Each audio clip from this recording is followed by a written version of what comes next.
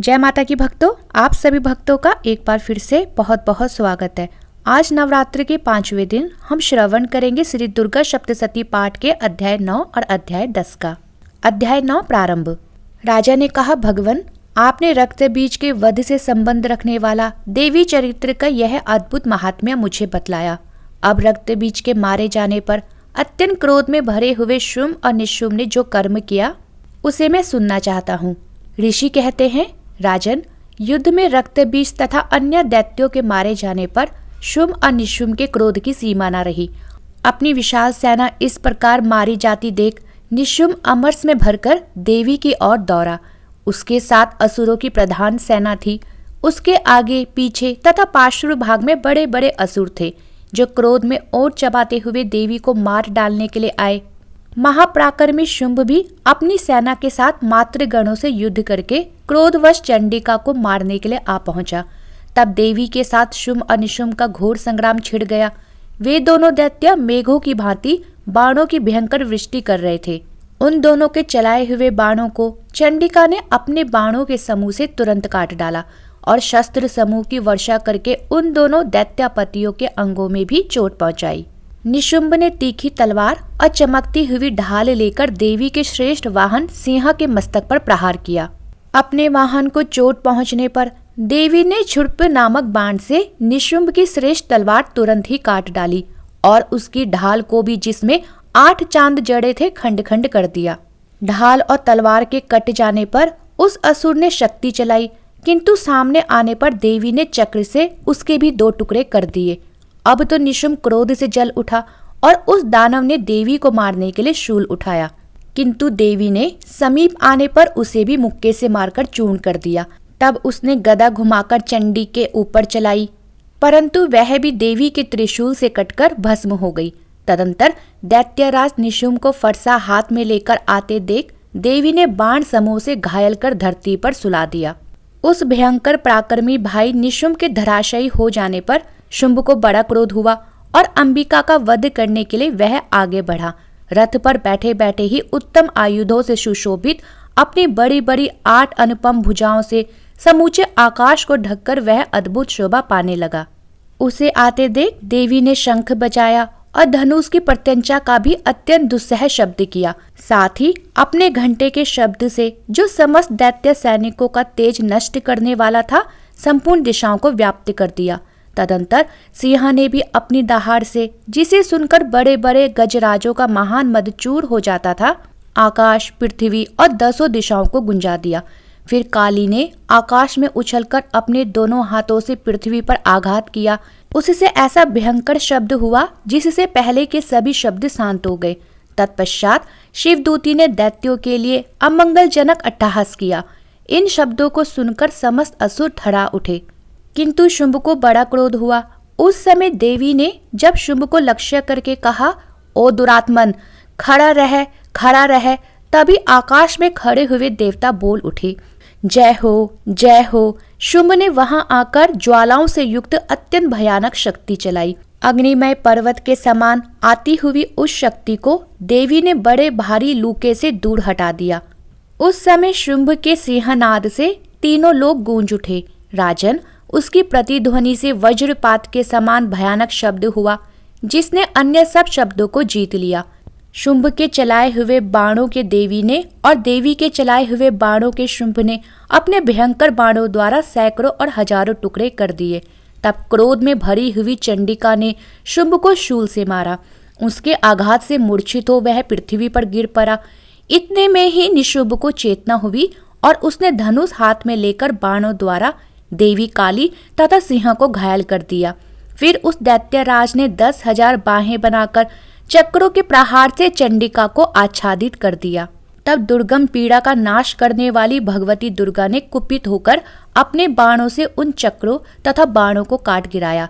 यह देख निशुम्भ दैत्य सेना के साथ चंडिका का वध करने के लिए हाथ में गदा ले बड़े वेग से दौड़ा। उसके आते ही चंडी ने तीखी धार वाली तलवार से उसकी गदा को शीघ्र ही काट डाला। तब उसने शूल हाथ में ले लिया। देवताओं को पीड़ा देने वाले निशुम्भ को शूल हाथ में लिए आते देख चंडिका ने वेग से चलाए हुए अपने शूल से उसकी छाती छेद डाली। शूल से विदीर्ण हो जाने पर उसकी छाती से एक दूसरा महाबली एवं महापराक्रमी पुरुष खड़ी रह कहता हुआ निकला।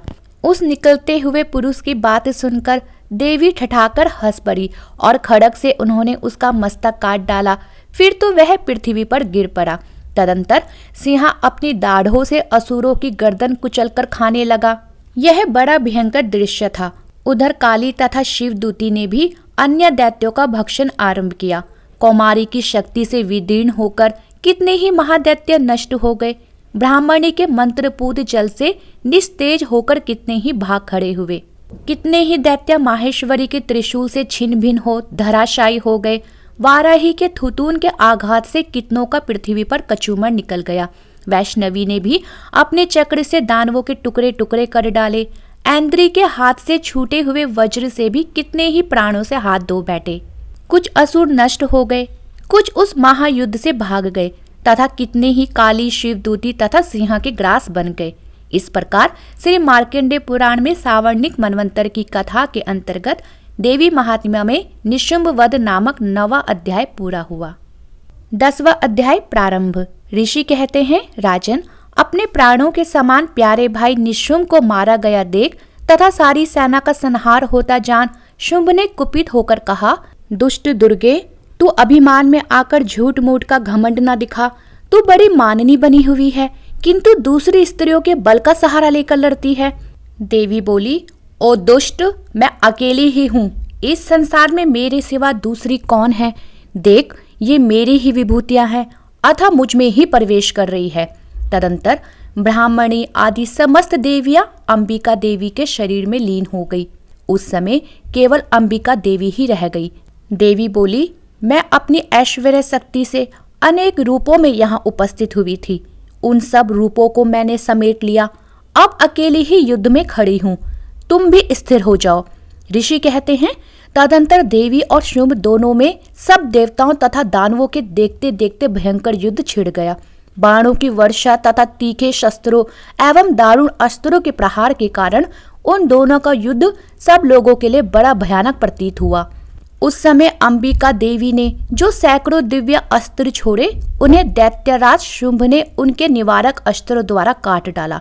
इसी प्रकार शुंभ ने भी जो दिव्य अस्त्र चलाए, उन्हें परमेश्वरी ने भयंकर हुंकार शब्द के उच्चारण आदि द्वारा खिलवाड़ में ही नष्ट कर डाला। तब उस असुर ने सैकड़ों बाणों से देवी को आच्छादित कर दिया। यह देख क्रोध में भरी हुई उस देवी ने भी बाण मारकर उसका धनुष काट डाला। धनुष कट जाने पर फिर दैत्यराज ने शक्ति हाथ में ली, किंतु देवी ने चक्र से उसके हाथ की शक्ति को भी काट गिराया।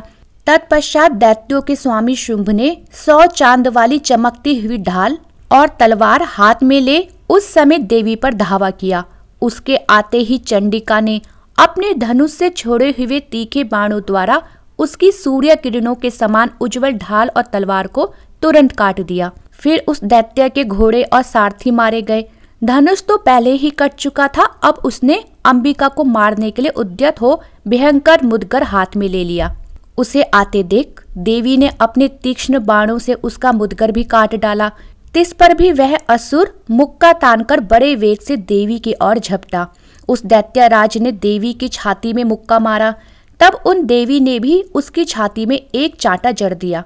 देवी का थप्पड़ खाकर दैत्यराज शुंभ पृथ्वी पर गिर पड़ा, किंतु पुनः सहसा पूर्ववत उठकर खड़ा हो गया।